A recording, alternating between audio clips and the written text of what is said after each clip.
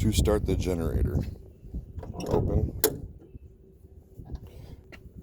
verify circuit breaker switch is off, point it down, come over, verify speed control switch is down to start, idle. This is your start switch, stop, run, preheat, start. Turn the switch to preheat, make sure the preheat light lights up. Once it goes out, you're able to start it. Let go of the key switch. Let the engine run at idle for approximately 15 to 20 seconds.